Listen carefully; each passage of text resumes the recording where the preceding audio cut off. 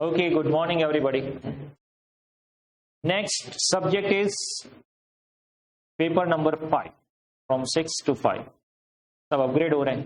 Okay, एक एक subject निकलने से सब्जेक्ट का नाम भी अपग्रेड कर दिया है. ऑडिटिंग एंड एश्योरेंस के बदल के कर दिया audit and ethics. Audit and ethics. Ethics आपकी लाइफ में बहुत जरूरी होना चाहिए when you are an auditor. Okay, तो यहाँ पे चैप्टर 1 में जो एथिक्स का टॉपिक था उसको अलग से निकाल के चैप्टर नंबर 11 कर दिया. काफी सारे चेंजेस भी किए हैं, रीशफलिंग भी हुआ है ऑडिट के केस में. ओके, रादर सीक्वेंस बहुत ही अच्छा कर दिया है. Rather improved version is there in new syllabus. Happy with the order also. Okay, क्योंकि प्रैक्टिकल सिचुएशन की जैसे ही यहां पे सब कुछ ऑर्डर वाइज दिया हुआ है. ओके, ओल्ड सिलेबस की कंपैरिजन में don't just you can say look at the amendments, you need to do thoroughly, क्योंकि काफी सारे मॉड्यूल में बदलाव किए हैं. तो you can not go with the old syllabus.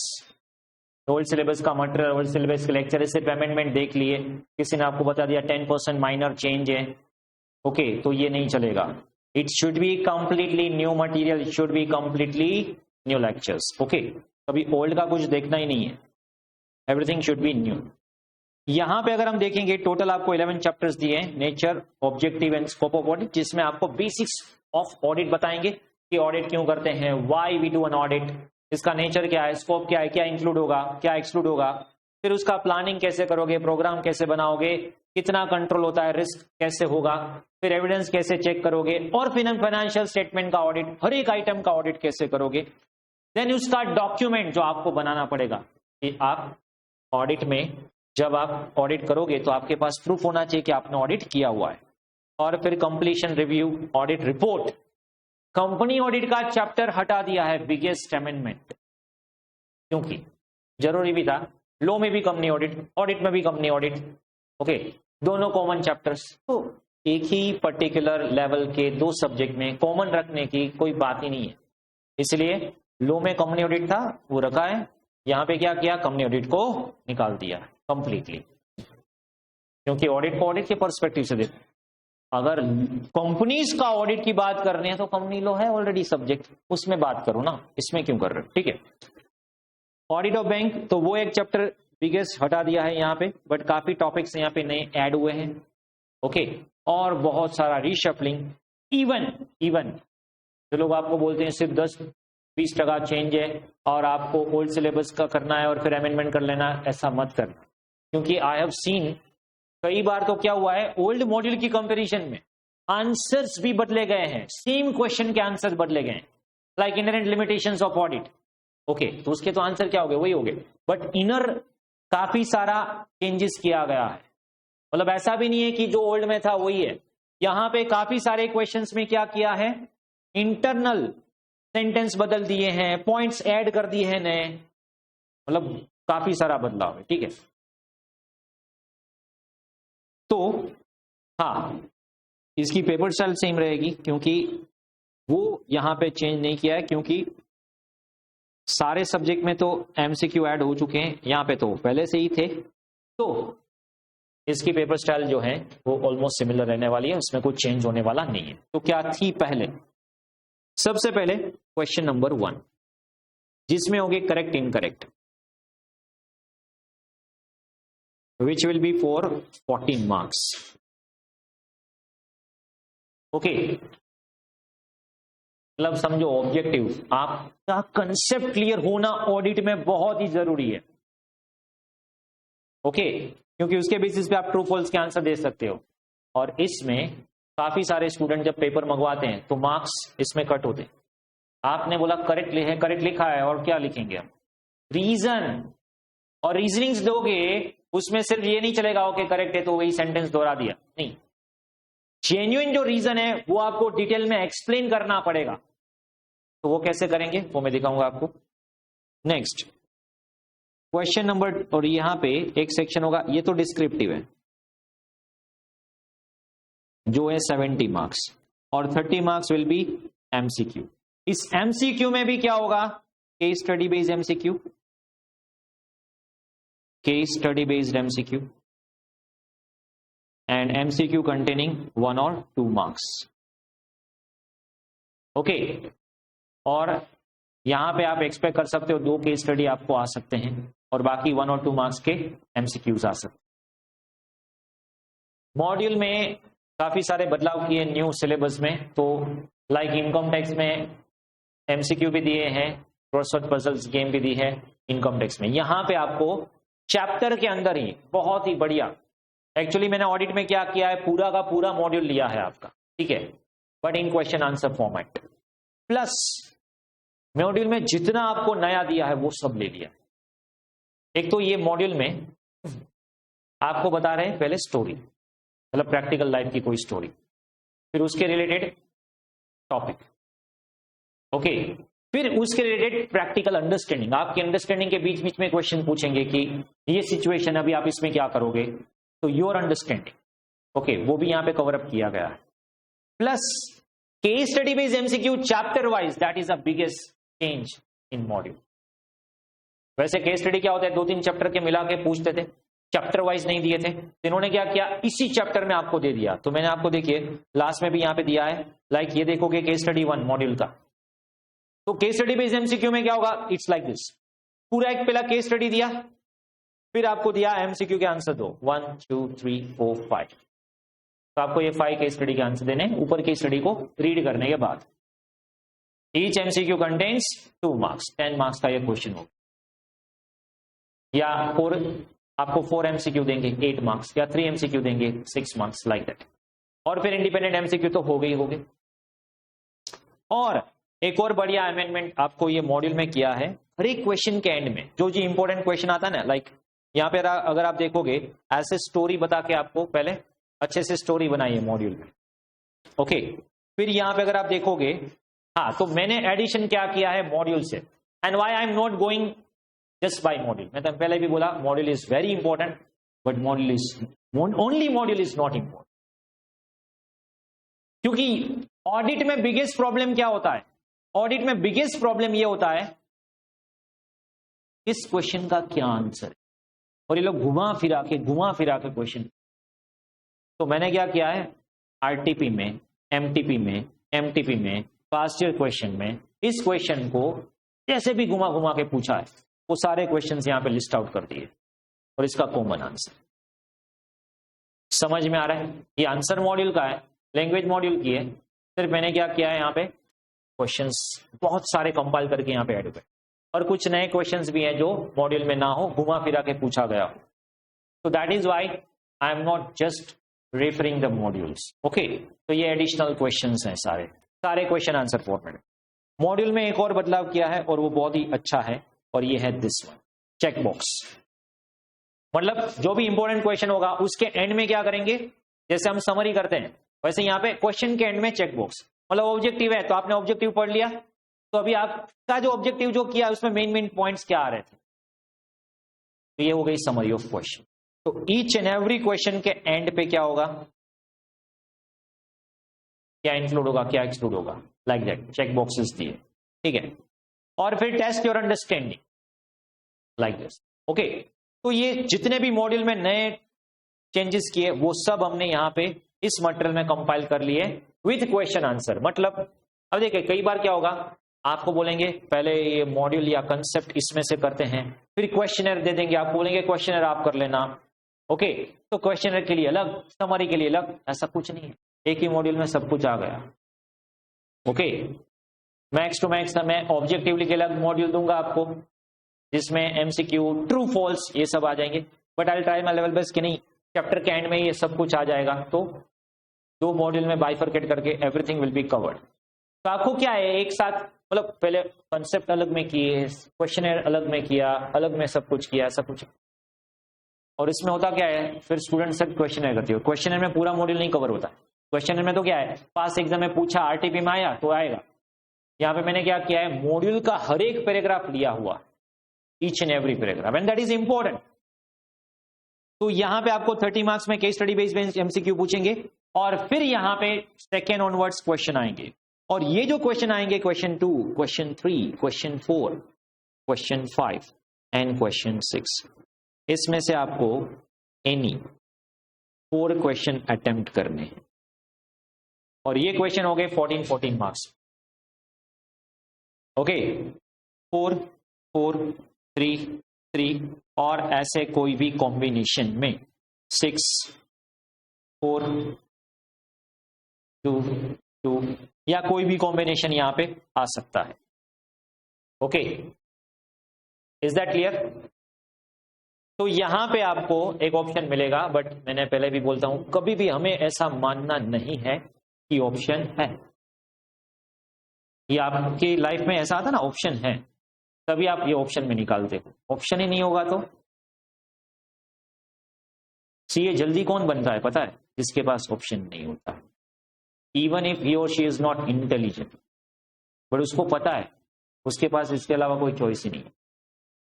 तो जिसके पास बहुत सारी चॉइस होती है ना, इंटेलिजेंस लेवल होते हुए भी पास नहीं करते। क्यों? उसको पता है मैं कुछ भी कर लूंगा। ओके, बट जिसके पास चॉइस नहीं होती है ना, तो आप क्यों ऐसा अपने आप को चॉइस दे रहे हो? मतलब पहले से, मतलब अगर आप सीए में आए हो तो बैकअप प्लान होना चाहिए। क्या बैकअप प्लान? कोई बैकअप प्लान नहीं चाहिए। क्यों बैकअप प्लान चाहिए आपको? Why you do not have any trust on yourself? मतलब ट्राई करने के लिए अगर सीए नहीं निकला तो फिर ये तो ऑप्शन मेरे पास है ही, या तो मैं एमबीए कर लूंगा, या तो मैं वो कर लूंगा वो कर लूंगा। जब ये लिखता हूं ना तब सीए नहीं होता। ओके, अगर सीए करना है तो आपके पास ऑप्शन होने ही नहीं चाहिए। मेरे पास और कोई ऑप्शन ही नहीं है, मुझे सीए ही बनना है, और मैं ये सब कुछ करूंगा जो मेरे मटेरियल में दिया हुआ है। Okay, need to have that oath. Material में हाथ रख के ओथ लेना है कि इसमें जो कुछ भी लिखा है वो मैं पढ़ूंगा। जैसे होती है ना ओथ, जो कुछ भी बोलूंगा वो सही बोलूंगा, सच के सिवा कुछ नहीं बोलूंगा। तो आपको अभी ओथ लेनी है कि अभी ये ऑडिट के मटेरियल में या जो भी सब्जेक्ट के मटेरियल में सर ने जो कुछ भी दिया है वो सब कुछ पढ़ूंगा, और इसके अलावा कुछ नहीं पढ़ूंगा। ऐसा नहीं है, पढ़ सकते हो, आपको नॉलेज चाहिए कहीं से भी ले सकते हो, कोई प्रॉब्लम नहीं, बट इतना तो मिनिमम पढ़ना ही है। ओके, और इसके अगर आप एक बार ट्रस्ट करके मान लोगे ना कि बस यही मेरी गीता है, मतलब गीता मतलब Bhagavat Gita. Okay,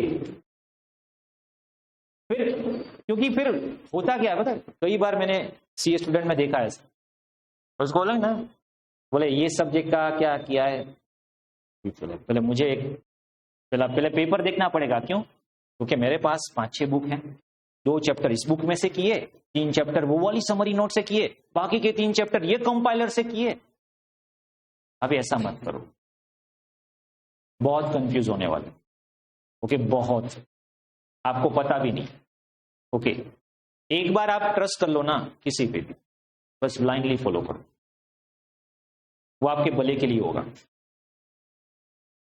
okay, compiler मैंने आपको दी है, फिर उसमें जितना भी डेप्थ में लिखा क्यों ना हो, आप एक मान के चलो कि इतना करना ही है।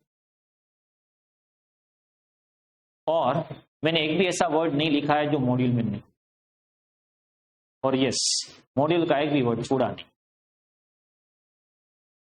जो काफी सारे लोग छोड़ देते। क्या करते हैं? मॉड्यूल को आसान बनाने लगते हैं। अगर मॉड्यूल को आसान बनाना होता बराबर, तो मॉड्यूल क्यों देते हैं? और इंस्टीट्यूट एक्सपेक्ट करे आपकी मॉड्यूल की लैंग्वेज होनी चाहिए। आप ये लोग क्या करेंगे? टेबल में प्रेजेंट करना, बुलेट में प्रेजेंट करना, मुझे कोई प्रॉब्लम नहीं, करो आप, बट सेंटेंस मॉड्यूल के ही आने चाहिए। जब आपके खुद के सेंटेंस आने लगते हैं, क्योंकि स्टूडेंट को अच्छा लगता है, समझ में आ जाता है, तो आपके ओन लैंग्वेज जब यहां पे आएगी तो समझ में आएगा, मार्क्स नहीं आएंगे। ओके, अभी यहां पे क्या होगा? मॉड्यूल की लैंग्वेज है, समझ में पहले नहीं आएगा, फिर बहुत अच्छे से समझ में आएगा, बहुत अच्छे मार्क्स भी आएंगे। और जो लोग बोलते हैं ना ये ऐसे मॉकअप करना नहीं पड़ता है, टेक्निकल वर्ड्स कर लो, सिर्फ समरी कर लो, नहीं होता है। आई डोंट मीन टू से मॉकअप करो, बट आई मीन टू से कंसेप्चुअली क्लियर हो जाओ, लैंग्वेज इसकी आनी चाहिए। And language I don't mean mock-up the thing, language ये आपकी नॉर्मल होनी चाहिए, इसमें मगब की क्या बात है। अभी आप अपनी लैंग्वेज बोलते हो नॉर्मली, राइट, रीजनल लैंग्वेज, तो उसमें भी उसकी अपग्रेडेड लैंग्वेज होती है। जब आप फ्रेंड से बात करते हो तो ऐसी लैंग्वेज यूज करते हो, स्टेज पे ऐसे नहीं बोल सकते। स्टेज पे कैसे बात करते हो, जो भी माननीय आदरणीय ग्रहण आएंगे सबको आपको बोलना पड़ेगा, सबका नाम लेना पड़ेगा। ओके, वहां पे यार भी यार ऐसा नहीं चलता। क्यों नहीं करते यूज? अभी करके देखो एक बार स्टेज पे, दूसरी बार स्टेज नहीं मिलेगा आपको, क्योंकि उसकी लैंग्वेज है और वही बोलना है। तो यहां पे मगब करने की कोई बात ही नहीं है। आप ऑडिट में हो, you are going to be an auditor and that language is expected from you. How you can use simple language? Audit report देखो कैसी लैंग्वेज यूज की है। नो डाउट कॉपी पेस्ट ही करना है, बट वो कॉपी पेस्ट समझ के करना है।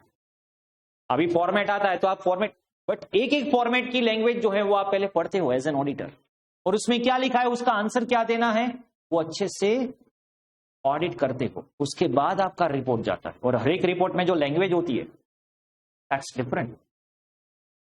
योर ऑडिटर, और आपकी जो पर्टिकुलरली साइन जो है that matters a lot. Modi ji ने भी कहा है कि your signature is more powerful than the prime minister. उसकी सिग्नेचर से भी आपकी signature important. Okay, and why it is important ये इस सब्जेक्ट में समझाएंगे आपको। वैसे हर एक सब्जेक्ट इंटरकनेक्टेड है, ओके, बट टू ऐसे सब्जेक्ट्स हैं जो अगर आप कहीं पे भी after becoming a chartered accountant जाओगे तो आपका पीछा छोड़ने वाले हैं, tax and audit. And tax audit is our bread and butter. Tax audit subject, और जब उसका टैक्स ऑडिट होता है, टैक्स ऑडिट समझते हो, सेक्शन 44 AB में टैक्स ऑडिट आता है। एंड वाई आपकी वैल्यू है पता है? Because of this section 44 AB में लिखा है कि टैक्स ऑडिट कौन कर सकता है? Only chartered account, practising chartered account. Okay, 61 से एक्ट आया, कई सदियों से ट्राई भी कर रहे हैं एडवोकेट की पैनल, CS की पैनल, CMA की पैनल, किसी को एंट्री अलाउड नहीं है। हाँ, अगर कंपनी का ऑडिट है तो वो सीए कर सकते हैं, अगर कॉस्ट ऑडिट है वो सीए कर सकते हैं, बट टैक्स का ऑडिट है वो सीए के अलावा कोई नहीं कर सकता। That is why your value is there because of this provision. और वहां पे भी आपसे एक्सपेक्ट क्या कर रहे हैं? यही कि आप अच्छे से ऑडिट करोगे। आपके जो फाइनेंशियल स्टेटमेंट एक बार आपकी साइन हो जाती है, बराबर है, तो उसके बाद ऑथेंटिसिटी बढ़ जाती है। और वो ऑथेंटिसिटी क्यों बढ़ती है?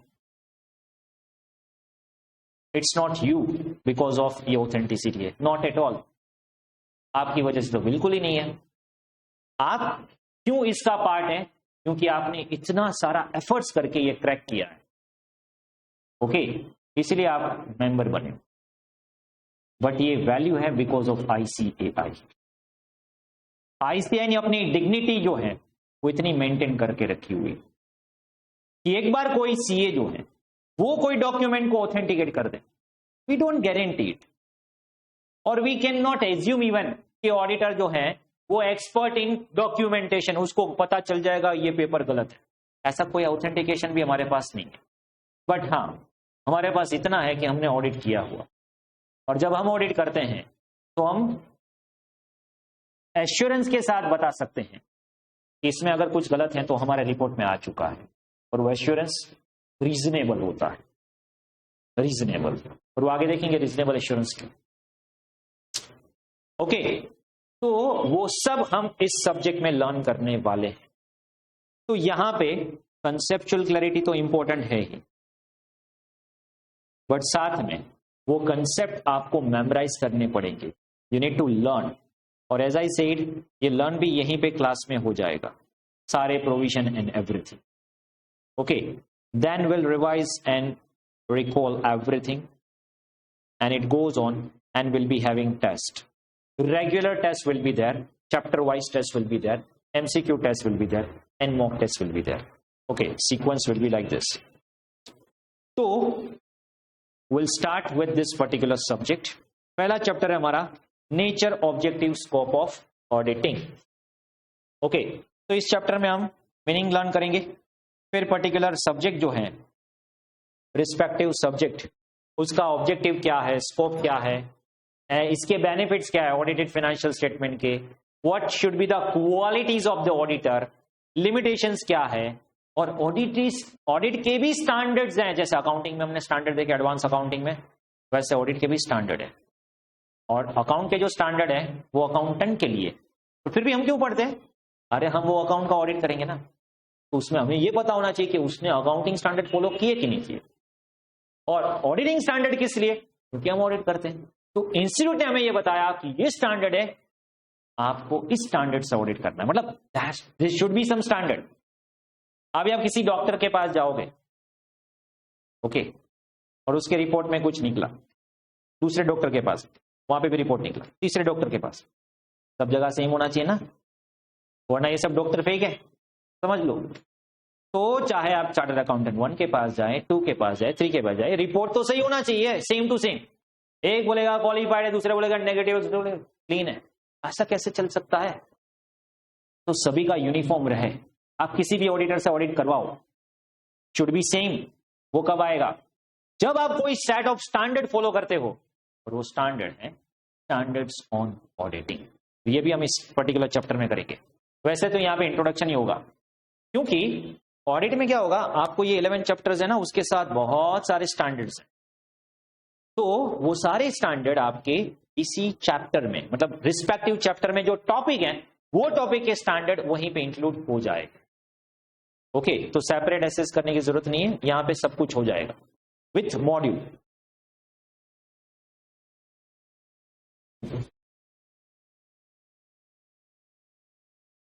जैसा ही सेड, इंस्टीट्यूट ने क्या किया है मॉड्यूल में, स्टोरी से शुरुआत की.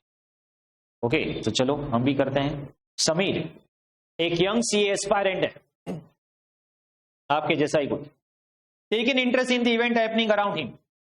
अभी आप ये शुरू कर दें, ठीक है? अभी आपको क्या करना है, जो भी फाइनेंशियल न्यूज मिले वहां पे ध्यान देना है कि क्या हो रहा है बिजनेस वर्ल्ड में. Okay, business and financial dealing of corporate world interest him very much.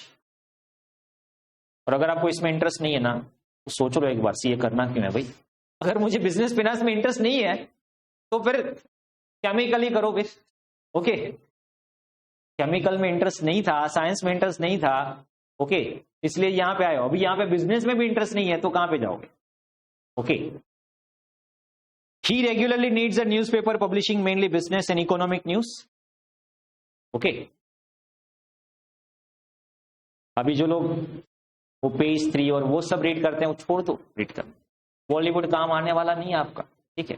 ये इकोनॉमिक टाइम्स काम आएगा, ठीक है? बिजनेस न्यूज आपकी काम आने वाली है. ओके, मूवी में क्या हुआ, किसने क्या किया, किसको बैन किया, वो किसी काम का नहीं है. वेब सीरीज आई नहीं आई, क्या फर्क पड़ता है, ठीक है? हमारे लिए फर्क पड़ता है बिजनेस में क्या हो रहा है, हैपनिंग अराउंड. ये नॉलेज आपको काम लगेगा.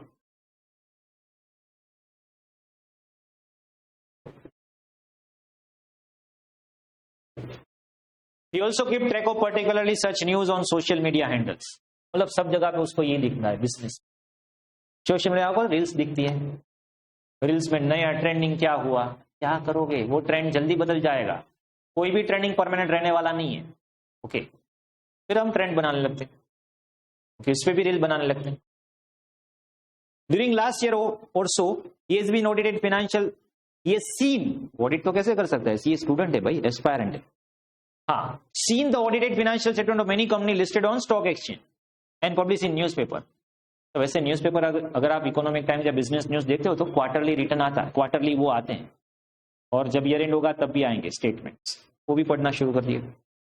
उसने तो वेबसाइट भी देखना शुरू कर दिया एनुअल रिपोर्ट के लिए. ओके, वेबसाइट में देखा annual report and all this things. Annual report also inter alia contain audit report sign by chartered account.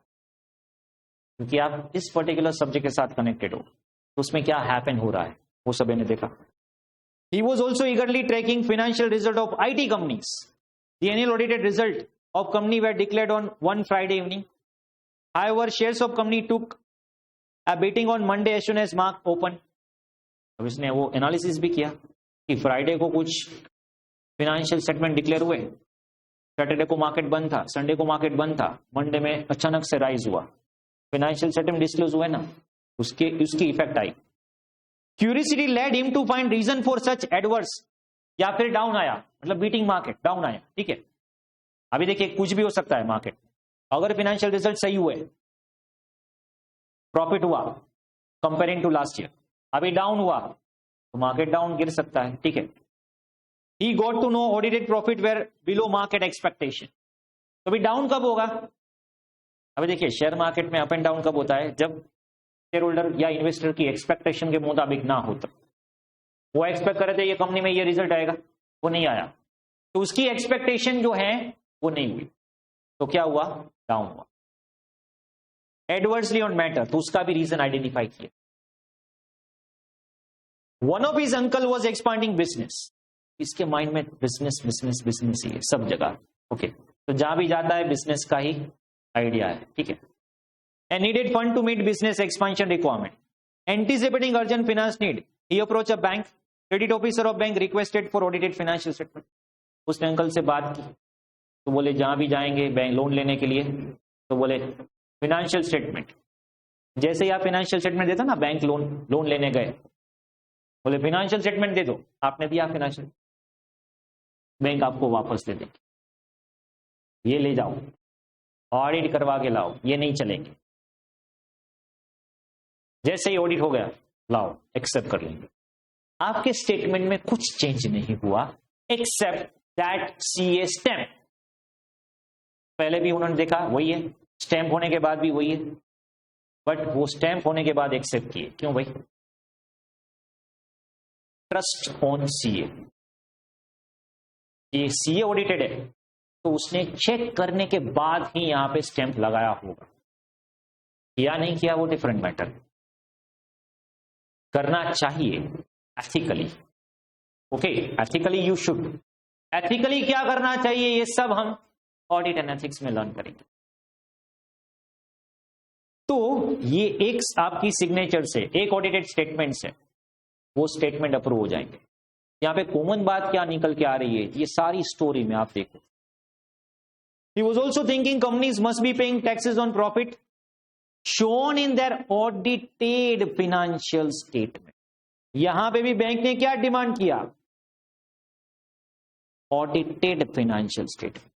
यहां पे भी कंपनी में स्टडी क्या किया? Audited result. यहां पे भी न्यूज़पेपर में क्या आया? Annual report sign by chartered accountant. सब जगह पे ये पूरी स्टोरी में एक बात कॉमन की निकल के आ रही कि हर एक में फाइनेंशियल स्टेटमेंट आ रहे हैं और सब जगह पे क्या है? Audited financial statement. A few months back he was reading news report, substantial increase in direct tax collection of government as highlighted in union budget. Budget में क्या हुआ? हाईलाइट किया कि टैक्स कलेक्शन बहुत बढ़ गया है। Higher taxes paid by company on audited result that may have significant contributing factor of increase in direct tax collection. इससे क्या हुआ? डायरेक्ट टैक्स कलेक्शन बढ़ गया। क्यों?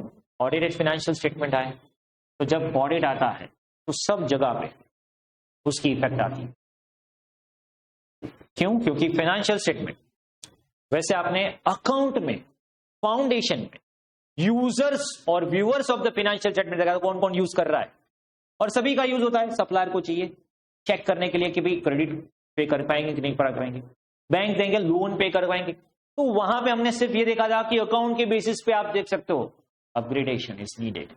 सिर्फ अकाउंट के बेसिस पे नहीं कर सकते। अकाउंट के बेसिस पे कोई ट्रस्ट नहीं करेगा। ट्रस्ट कब करेगा?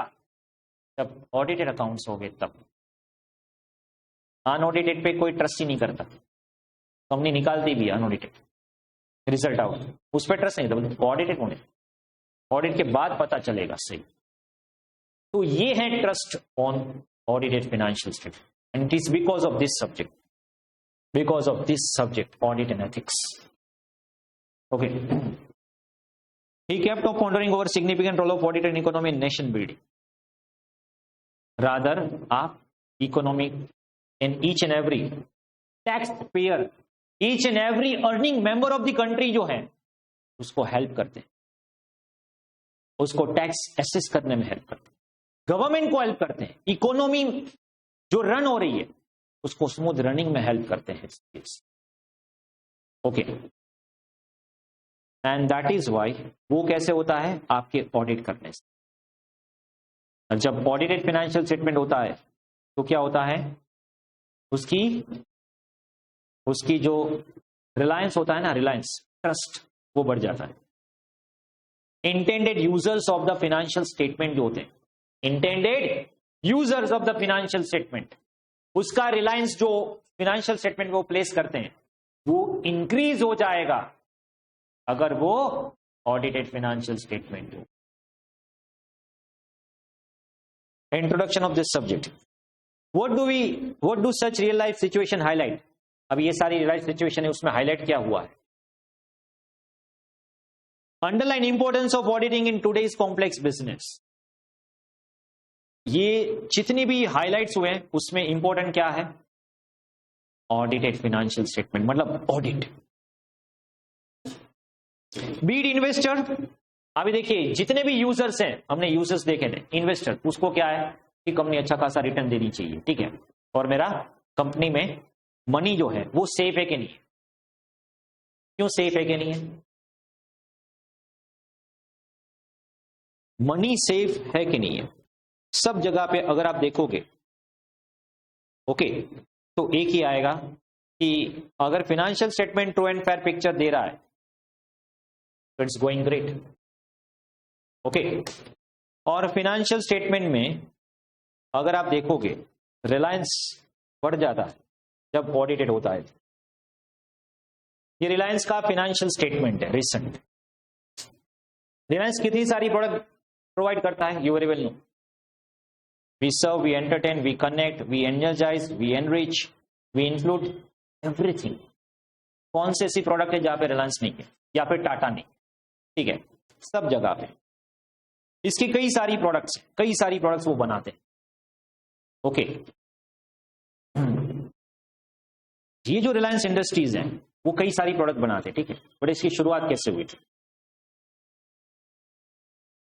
धीरू भाई अंबानी पेट्रोल पंप में जॉब करते थे। कहां पे, पेट्रोल, उसको लगा अभी पेट्रोल पंप में जॉब नहीं करना है, पेट्रोल बेचना, ठीक है, मतलब तब सोचा नहीं होगा, पता नहीं, ठीक है, बट पेट्रोल पंप की जॉब छोड़ के उसने धीरे धीरे शुरू किया बिजनेस, प्रोप्राइटरशिप शुरू किया, ठीक है। प्रोप्राइटरशिप फॉर्म जब भी होगी तब क्या है, खुद का रिटर्न मतलब इन्वेस्ट करना है, कैपिटल है, सब कुछ, फिर धीरे धीरे बिजनेस ग्रो होता। ओके,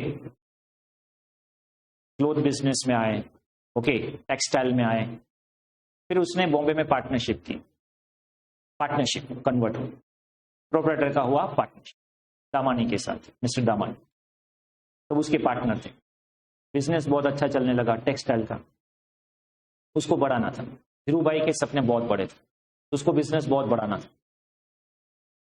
दामानी जी बोले कि चल रहा है क्या, अच्छा खासा तो ऑन कर रहे हैं, तो बोले छोड़ो इसको, छोड़ो, ठीक है, अभी आगे बढ़ते। तो उसने पार्टनरशिप जो है वो कैंसिल कर दी और फिर एस्टैब्लिश की कंपनी।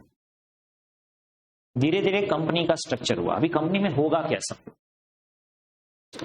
कंपनी में जब प्राइवेट कंपनी होगी, ठीक है, क्योंकि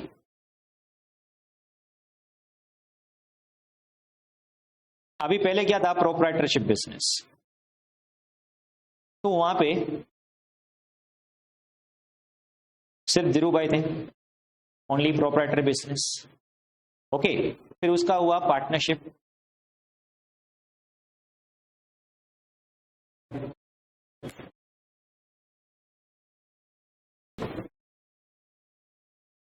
देखिए ये सब प्रैक्टिकल लाइफ में हुआ है, मैं ऐसे नहीं बोल रहा हूं, ठीक है। तो it is said that he worked at a petrol pump as a petrol pump vendor।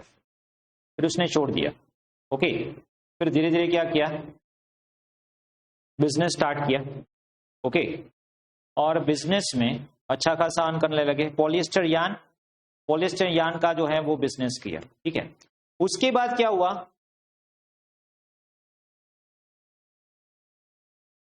यहां पे अगर आप देखोगे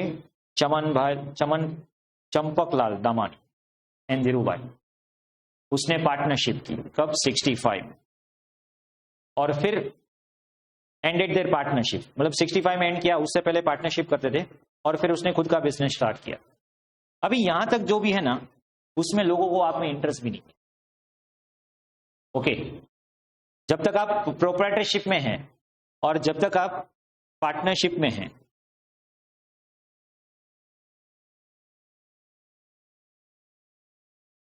ओके, चंपकलाल ही ना, हाँ चंपकलाल, धीरूभाई एंड चंपकलाल, तो वो दोनों ने पार्टनरशिप किया। अभी भी क्या है, इन दोनों के बीच में ही, तब तक लोगों को आप में इंटरेस्ट भी नहीं, आप जो भी करें, क्यों। और आप देखोगे एज ए फॉर्म, आप देख के आए हो कि कितने सारे फॉर्म्स होते हैं। अभी इनकम टैक्स में भी हम देखेंगे पर्सन कितने कितने टाइप के होते हैं। तो प्रोप्राइटरशिप, पार्टनरशिप, ओके। फिर अगर आप फैमिली बिजनेस कर रहे हो तो HUF, ओके। देन आफ्टर मान लीजिए आपने पार्टनरशिप को लिमिटेड में कन्वर्ट करना है, you very well know LLP। Then company भी दो तरह की होती है, प्राइवेट एंड देन पब्लिक। अभी चंपकलाल से पार्टनरशिप ब्रेक करके धीरूभाई गए कंपनी में। अभी यहां तक क्या होगा पता है, प्रोप्राइटरशिप, आपका खुद का बिजनेस, तो वहां पे इंडिपेंडेंट ऑडिट की जरूरत है, बट उतनी नहीं, तो वहां पे लिमिटेड एरियाज पे जरूरत होगी। बट धीरे धीरे क्या होने लगेगा, पार्टनरशिप में कन्वर्ट किया, देन आफ्टर कंपनी। अभी कंपनी में क्या होगा, कंपनी के फॉर्म में होगा क्या कि धीरे धीरे शेयर होल्डर बढ़ने लगे, ओके। प्राइवेट लिमिटेड कंपनी में, फिर पब्लिक में कन्वर्ट किया, पहले प्राइवेट ही थी, ओके, फिर उन्होंने पब्लिक में कन्वर्ट किया, ओके। पहले प्राइवेट ही थी, फिर उन्होंने पब्लिक में कन्वर्ट किया। और जब ये पब्लिक में कन्वर्ट होती है, चाहे प्राइवेट हो के पब्लिक हो, एक बात समझ लो, यहाँ पे प्रोप्राइटरशिप बिजनेस में क्या है, आपकी लायबिलिटी अनलिमिटेड है, लायबिलिटी अनलिमिटेड है, समझ में आ रहा है। जबकि यहां पे कंपनी में क्या है, आपकी लायबिलिटी लिमिटेड फॉर शेयर्स। अभी आपके काफी सारे शेयर होल्डर्स होने लगे, आपने भी शेयर्स लेना शुरू कर दिया, काफी सारे शेयर होल्डर बढ़ने लगे।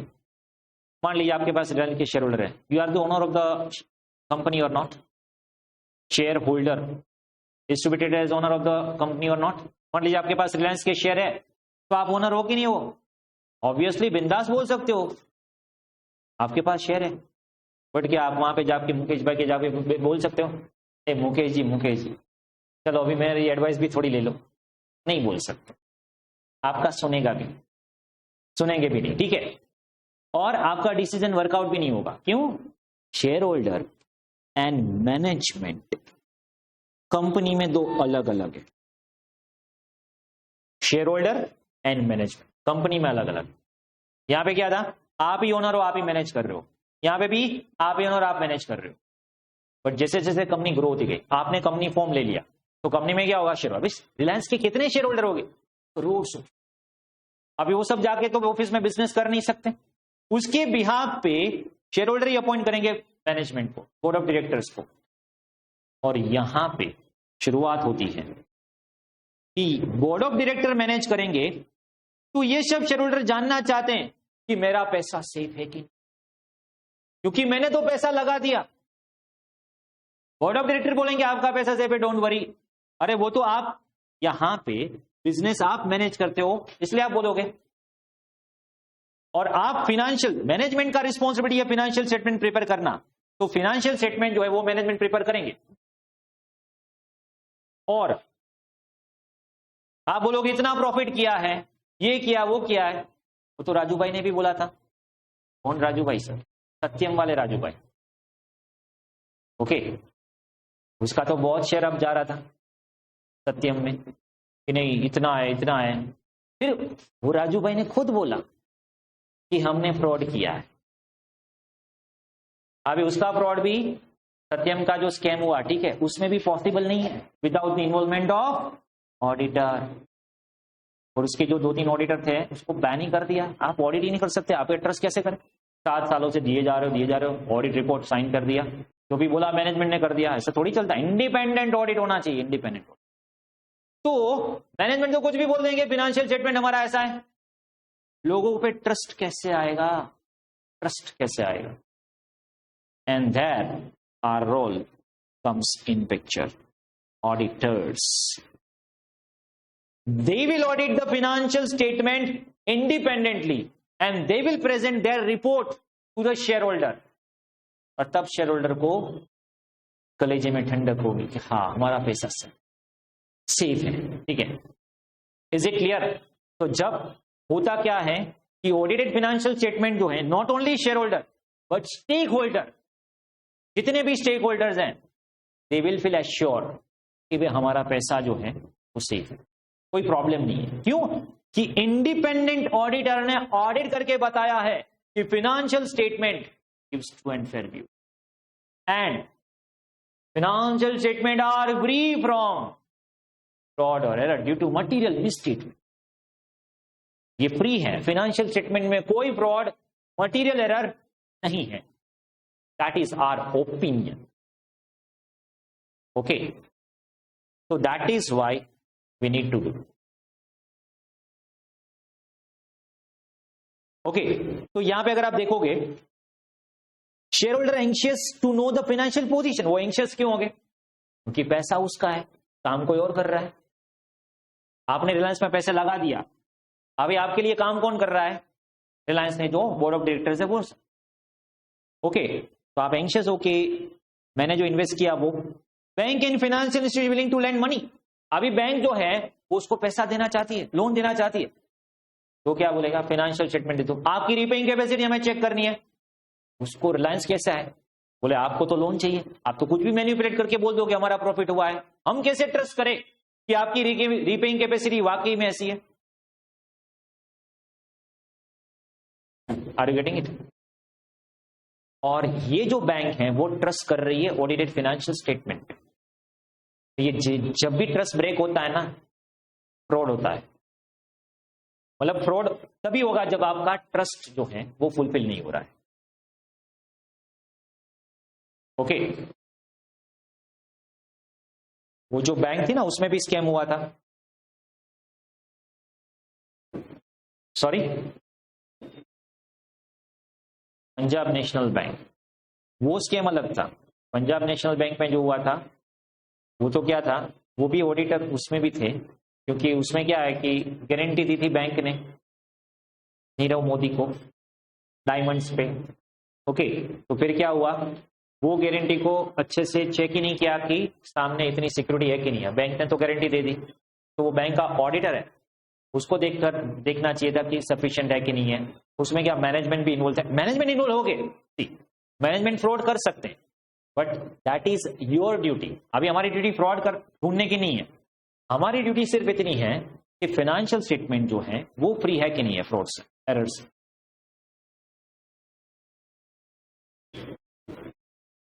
Government desires of collecting taxes from trade industries in accordance with applicable laws. Trade union negotiating corporate for better wages। तो देखिए जितने भी स्टेक होल्डर है, ट्रेड यूनियन को क्या चाहिए? तो कि बोनस कैसे देंगे, तो बोनस प्रॉफिट के ऊपर डिपेंड होता है, तो प्रॉफिट सही होना चाहिए। गवर्नमेंट टैक्स लेगी, तो गवर्नमेंट को क्या चाहिए? टैक्स प्रॉफिट के बेसिस पर, तो प्रॉफिट सही होना चाहिए। प्रॉफिट सही होने के लिए फाइनेंशियल स्टेटमेंट सही होना चाहिए। तो ये सब लोग हमारी ओर, ओके, हम पे ध्यान लगाए बैठे हैं कि ऑडिटर आएगा और हमें ट्रस्ट देके जाएगा कि हाँ भाई आपकी जो भी आशा है वो सब सही है, उसमें कोई प्रॉब्लम नहीं है। वरना ये सब जो फेक अकाउंट बनाते हैं, ओके, उससे ये जितने भी लोग जुड़े हुए हैं सबको अफेक्ट हो, सबको, चाहे वो बैंक हो, शेयर होल्डर हो, इन्वेस्टर हो, सब, क्रेडिटर्स, गवर्नमेंट, बैंक, जो भी डिबेंचर होल्डर, सब जितने भी कनेक्टेड है उन सभी पे अफेक्ट होने वाली है।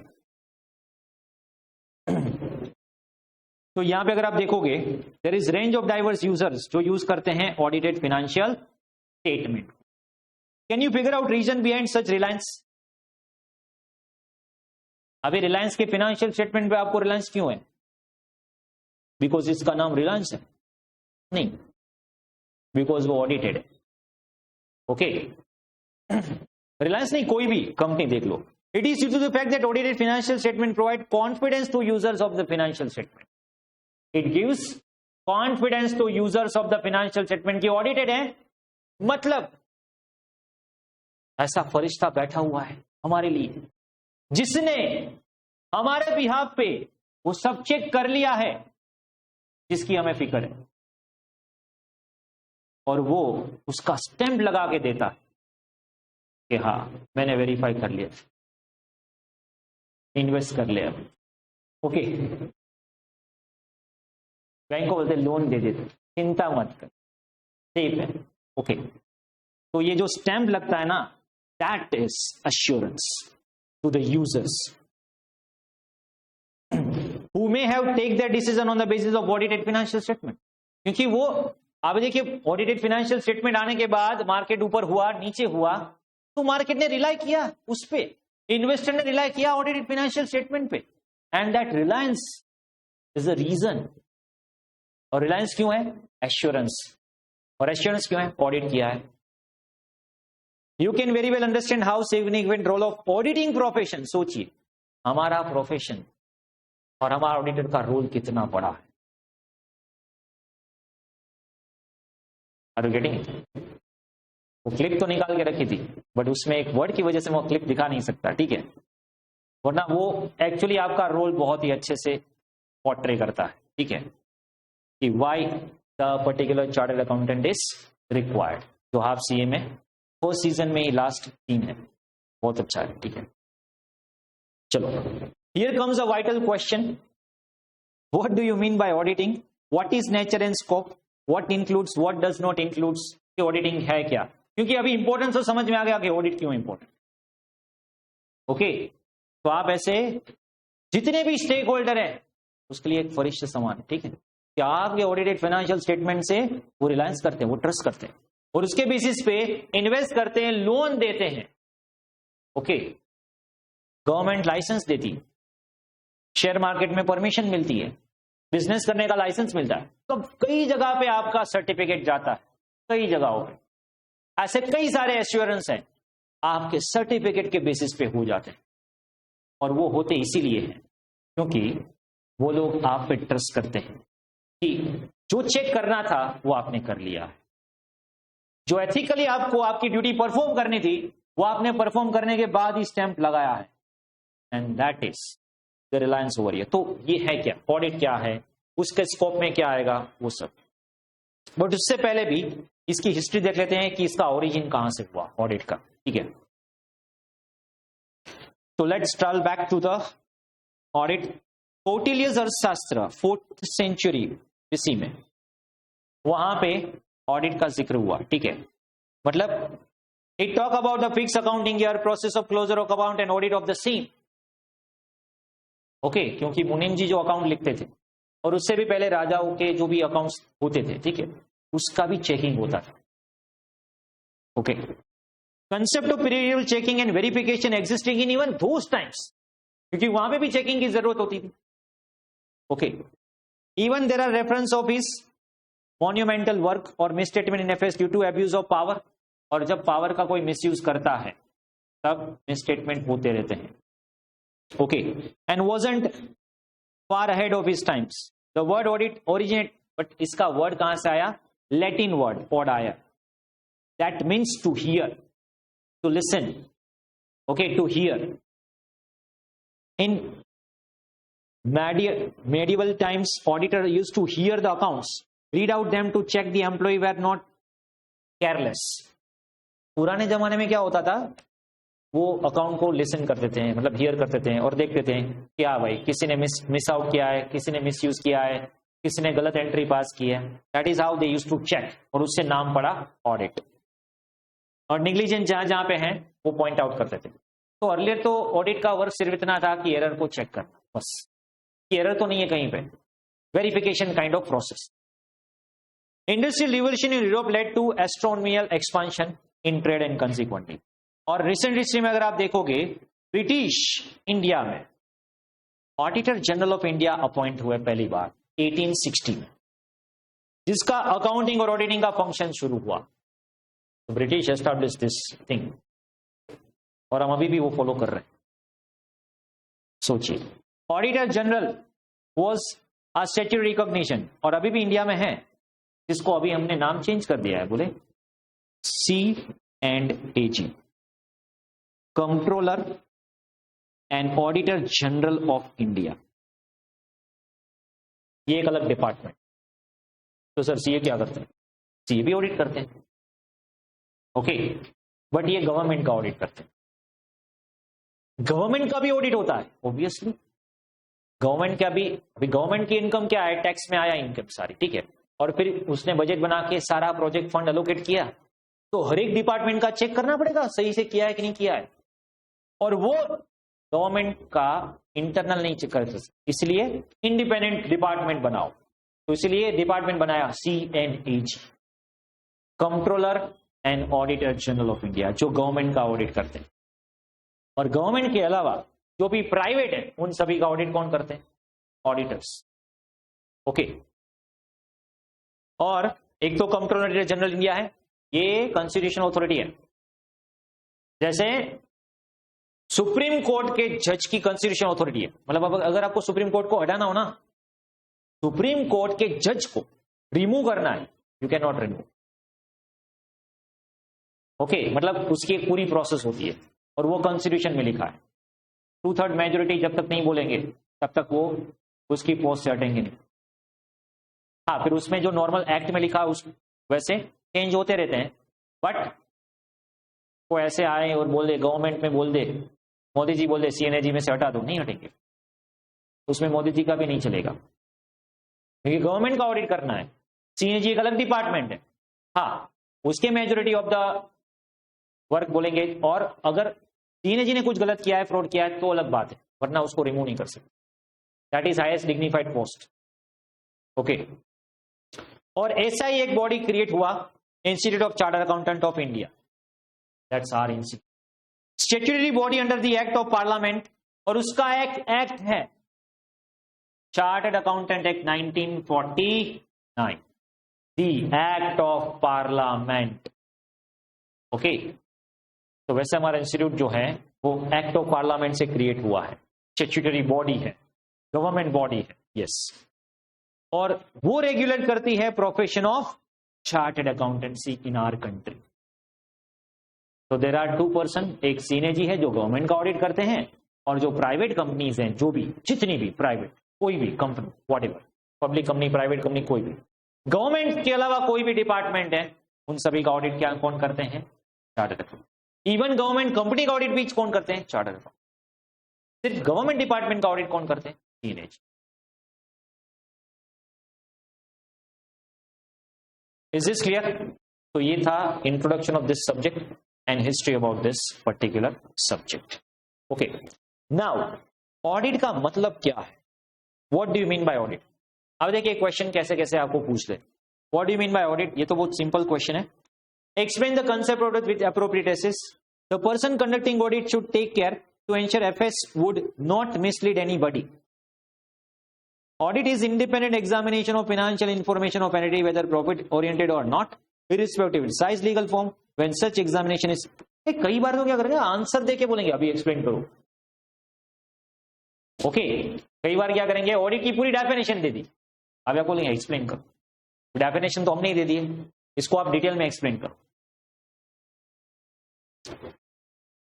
तो ये क्या है? एज आई सेड, ऑडिट क्या है? ये जो ऑडिटर हैं वो क्या करते हैं?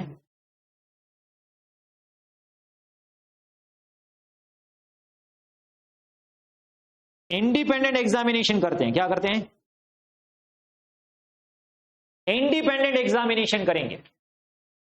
ना ही वो रिलायंस के बारे में सोचेंगे, ना ही वो कंपनी के बारे में सोचेंगे, ना ही वो शेयर होल्डर के बारे में।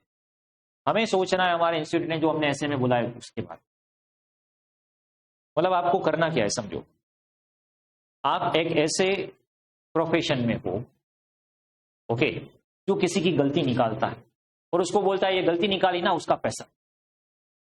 सोचिए, ऑडिट में क्या करते हो, क्वेरी निकालते हो ना, आपने ये गलत किया वो गलत किया, और फिर उसका पैसा भी लेते हो, एक गलती ढूंढने का पैसा। मतलब नॉट लाइक दैट कि गलती ढूंढने का पैसा, बट इट्स आवर ड्यूटी कि फिनेंशियल स्टेटमेंट आपने जो लिखा है वो सही है कि नहीं, एंड दैट्स आवर ड्यूटी।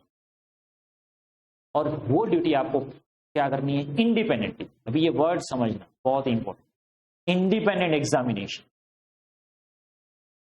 मान लीजिए आपने कोई फिनेंशियल स्टेटमेंट में डाउट हुआ, फ्रॉड, आपको डाउट है कि फ्रॉड हो सकता है, आपने मैनेजमेंट को बोला मुझे लग रहा है और मैं रिपोर्ट करूं। मैनेजमेंट बोला याद है हमारी पर्टिकुलरली कितनी कंपनीज है और हमारी रेफरेंस से कितनी कंपनी आपको मिली है पता है, और आप हमारे बारे में लिखोगे, ये तो थ्रेट हुआ, इनडायरेक्टली बोल रहे धमका रहे कि ये मत लिखो। और आप सोचोगे बात तो सही है, हमारा मतलब हमारी जो भी इनकम है उसी पे तो डिपेंडेंट है, तो नहीं लिखते। अभी ये गलत हुआ, क्यों? Your report, your judgement should not be biased, not even by the person who appointed you. Your duty is to give the report, and that should not be based on the biasness, that should not be based on the wishes or judgment of the person who appoints the same. No, भले इसने आपकी appointment की हो, आप उसके basis पे तो ये नहीं कर सकते, ये हमारी ड्यूटी है। ओके, और जब आप ये ड्यूटी से डिमार्क होते हो ना, तो न्यूज में देख लेना कई सारे चार्टर्ड अकाउंटेंट के प्रैक्टिस कैंसिल हो जाती है, मेंबरशिप कैंसिल हो जाती है, बोले इस चार्टर्ड अकाउंटेंट को बैन कर दिया 2 साल के लिए, 3 साल के लिए, क्यों? मिसकंडक्ट हुआ। तो आपके जो प्रोफेशनल एथिक्स है, ये क्या है? Professional ethics. फाइनल लेवल में ऑडिट में ये लर्न करोगे आप। जो चार्टर्ड अकाउंटेंट एक्ट है उसमें शेड्यूल्स दिया है कि what you are suppose to do, what you are not suppose to do as an auditor. और ये डिग्निटी और ये जो ट्रस्ट में बोल रहा हूं ना, मैंने बोला ना कि ये ट्रस्ट आपका नहीं है, आपकी डिग्री है। डू एग्री, आपकी एफर्ट से आपकी डिग्री है, बट ये ट्रस्ट आपका नहीं, ये ट्रस्ट है आईसीआई का। और ये ट्रस्ट को मेंटेन करने के लिए बहुत सारे यू कैन से डिसिप्लिनरी एक्शन भी लेते हैं। कभी देखिए एड्स दिए कि ऑडिट करवा लो, ऑडिट के साथ रिटर्न फ्री, 2 ऑडिट के साथ 1 ऑडिट फ्री, ऑडिट में इतना डिस्काउंट। देखा how cheap it is. You are a dignified professional institute में, आप उसके मेंबर हो, आप चार्टर्ड अकाउंटेंट हो, आपके नाम से ही काम होता है, आपकी डिग्री से काम होता है, तो आपको काम ढूंढने की जरूरत कहां पे, एडवर्टाइज करने की जरूरत कहां पे है? You are not allowed. अगर करोगे तो आप डिसिप्लिनरी एक्शन के अगेंस्ट आ जाओ, इसलिए नहीं कर सकते। ऐसा नहीं किसी ने किया नहीं, ठीक है, कर नहीं सकते इसलिए नहीं किया। अभी छूट दे दो एक बार, फिर क्या लेवल डाउन हो जाएगा। ओके, तो डॉक्टर में भी होना चाहिए, ये हार्ट की सर्जरी करवा लो, अभी कोई किसी को करवानी है अच्छे से, मतलब क्या है ये? ठीक है, आप ऐड करते हो, मतलब कुछ ऐड जो है वो नहीं करनी चाहिए, वो आपकी जो सर्विस है वही बोलनी चाहिए, ऐड करने की क्या जरूरत है कि आप यहां पे करवा लो ऑडिट। तो ऐसे काफी सारे रिस्ट्रिक्शन लगाए हैं इंस्टीट्यूट ने आप पे। ओके, नॉट ओनली दैट, आपकी साइट भी कैसी होगी ना, वो भी इंस्टीट्यूट बताएंगे, उसमें फॉन्ट कैसे होगे, मतलब इतना डिटेल लेवल पे जा रहे हैं कि वहां पे भी ऐसा हाईलाइट नहीं होना चाहिए। अभी आपकी ऑफिस है तो वहां पे आप होर्डिंग नहीं लगा सकते सीए, मतलब इंस्टीट्यूट को ये बात गलत लगती है कि आप सीए हो ना, बस काफी है। लोग सीए को ढूंढ के आएंगे, सीए को काम ढूंढने की जरूरत नहीं है, प्रैक्टिकली होती भी है, बट डिग्निटी आपकी इतनी। तो यहां पे अगर आप देखोगे इतना डिग्निफाइड है कि आपको, मतलब यहां पे कोई ये नहीं देखता कि ये सीए कौन है। जब इन्हें आप सोचिए क्यों, वो सिर्फ इतने बोलते ऑडिटेड होना चाहिए, किसी ने बोला ये ऑडिटर से ऑडिट करवा के लाओ, क्योंकि ये इंस्टीट्यूट ने आपकी कोई भी ऑडिटर हो वैल्यू सेम है, तो यहां पे आप इंडिपेंडेंट एग्जामिनेशन करो, क्योंकि अगर आप जो डिपेंड हो जाओगे उस पे और इंडिपेंडेंट नहीं करोगे तो ये जो ट्रस्ट इतना सारा क्रिएट हुआ है क्या, जो लोग एक बार में बोल देते ऑडिटेड फाइनेंशियल स्टेटमेंट है, चलो ठीक है एक्सेप्ट कर लो, लोन मिल जाएगी, लाइसेंस रिन्यू हो जाएगा, सीसी रिन्यू हो जाएगी, शेयर मार्केट में आपको मेंबरशिप मिल जाएगी, क्यों सीए सर्टिफिकेट लेके आए हो। ये जो सर्टिफिकेट की ट्रस्ट है वो इसीलिए क्योंकि आप इंडिपेंडेंट एग्जामिनेशन करते हो। Your report is not biased, your report is not being, you can say, as per the wishes of the judgment of any other person. It's purely your opinion because you are qualified and not your client is qualified कि वो आपको dictate करे और आप audit report लिखो। बिल्कुल ही गलत है। कई सारे सीए को तो ये आदत होती है, पता नहीं क्यों, क्लाइंट को भेजते रिपोर्ट कि एक बार देख लो फिर हम, अरे क्लाइंट को क्या भेजना है, बोलो आप ऑडिटर हो, आपको देखना है, आपको साइन करना है, क्लाइंट को भेज दो टर्म्स अच्छी रखने की, no doubt that is completely okay, but that's your duty to report and it should be, you can say, independent. अगर आपका रिलेटिव भी आ जाए और बोले ऑडिट करना है और गलत है तो गलत ही लिखना है, और वो नहीं लिख पाओगे, इसलिए बोले रिलेटेड का ऑडिट मत करना, मत करना ऑडिट। वो डॉक्टर अस्थाना ने बताया था ना वही कि अगर किसी का भी ऑपरेशन करना हो मेरे हाथ नहीं कांपेंगे, क्यों? क्योंकि वहां पे सिर्फ बॉडी मतलब पेशेंट है, बट अगर उसी की बेटी का ऑपरेशन करना हो तो क्यों? इमोशंस। और अभी आप ऑडिट करोगे खुद के मेंबर का, फैमिली मेंबर का, तो इमोशंस आ जाएंगे, बोले नहीं क्लीन लिख दो ना, मत करो ऑडिट दें। इसलिए क्या बोलते हैं, तो कंपनीज एक्ट में तो लिखा हुआ है कि रिलेटेड पार्टी का ऑडिट नहीं कर सकते। आप जिसमें मतलब आपके पार्टनर है और वो किसी कंपनी में जॉब कर रहे हैं, उसका ऑडिट नहीं कर सकते। आपके रिलेटिव है और रिलेटिव का कोई बिजनेस है, उसका ऑडिट नहीं कर सकते, यू आर डिस्क्वालिफाइड। क्यों? ये नहीं रहेगा, वरना ये नहीं रहेगा, और ये होना चाहिए। इंडिपेंडेंट एग्जामिनेशन, रिलायंस कंपनी का फाइनेंशियल स्टेटमेंट है, यहां पे यहां तक देखोगे बोर्ड रिपोर्ट और कंपनी की सारी बातें हैं, ठीक है, 155 पेज तक।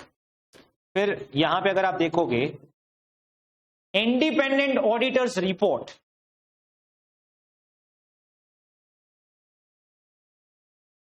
Here we comes in.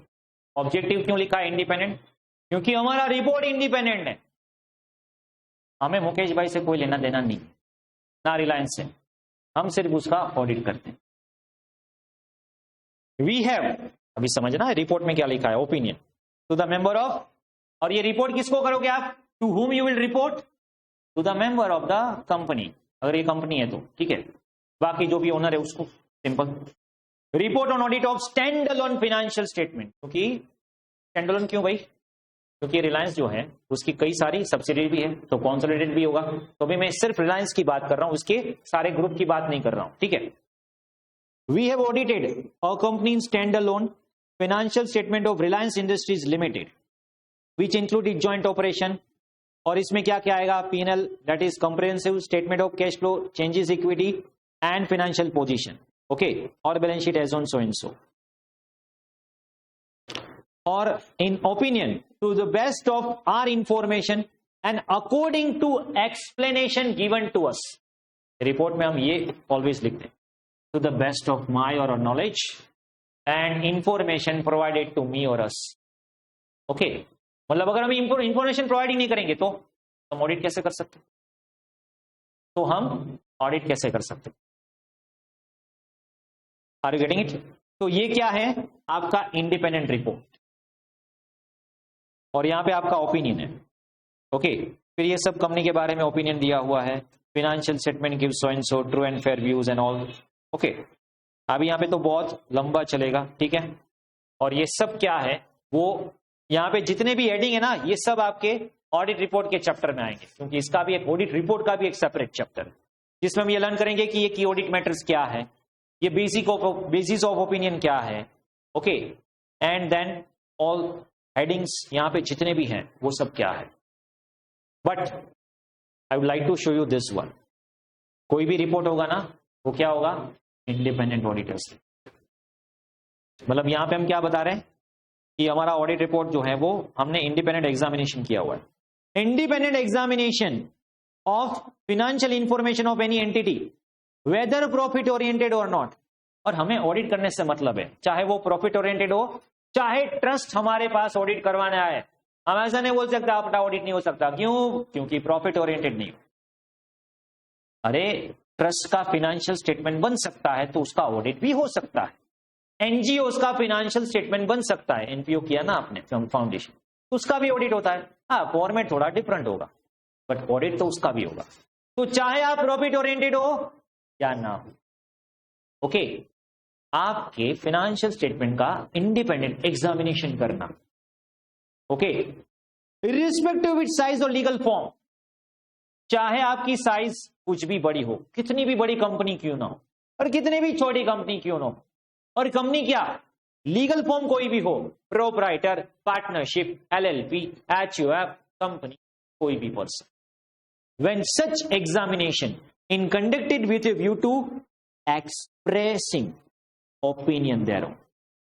What a definition. क्या है ऑडिट? Independent examination. किसका एग्जामिनेशन करोगे? बोलो किसका करोगे? Financial information. सिर्फ स्टेटमेंट नहीं बोला, इंफॉर्मेशन मतलब सारी फाइनेंशियल इंफॉर्मेशन आ गई ऑफ एनी एंटिटी, चाहे वो एंटिटी प्रॉफिट ओरिएंटेड हो या not for profit oriented, okay, irrespective of its size और लीगल फॉर्म, साइज कुछ भी हो, लीगल फॉर्म कुछ भी हो, प्रॉफिट ओरिएंटेड हो या ना हो। जब हम उसका फाइनेंशियल स्टेटमेंट, फाइनेंशियल इंफॉर्मेशन का इंडिपेंडेंट एग्जामिनेशन, और क्यों करते हो एग्जामिनेशन, क्यों करते हो? आपका पर्पस क्या है, ऑब्जेक्टिव क्या है? टू एक्सप्रेस ओपिनियन, ओपिनियन दे रहा हूं और इसको कम्युनिकेट करना। ये कम्युनिकेट करते हैं ना हम, यहां पे दिखा ना टू मेंबर, और फिर वो सारे मेंबर को जाएगा। ये जो ऑडिटर का ओपिनियन है वो सारे मेंबर को जाने वाला है।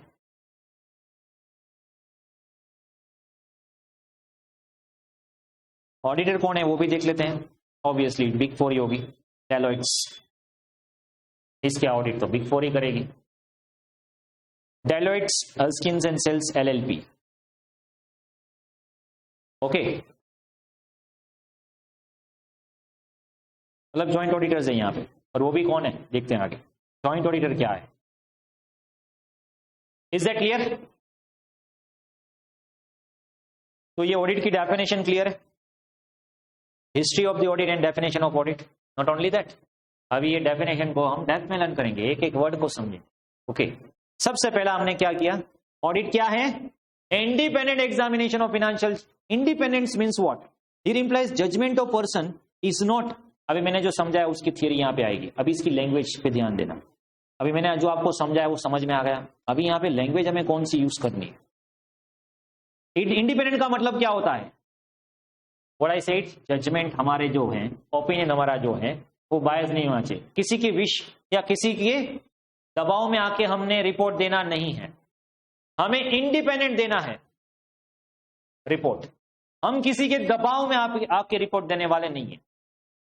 और कोई क्लाइंट बोलेगा हम ऑडिट नेक्स्ट ईयर नहीं करवाएंगे, तो मत करवाना, बराबर है। जो भी ऐसा फेक रिपोर्ट देना उसके साथ करवाना, मुझे नहीं करना ऐसा गलत रिपोर्ट, क्योंकि फिलहाल फीस जाएगी और गलत करोगे ना तो डिग्री जाएगी, ओके। ऑब्वियसली आपकी डिग्री जिसके लिए है और आपने इतने एफर्ट्स करके क्यों गलत ऑडिट रिपोर्ट करना है, ऐसा करना ही क्यों है?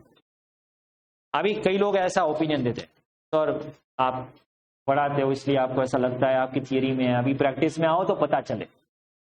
मैं तो प्रैक्टिस नहीं करता है और कर भी नहीं सकते, ठीक है।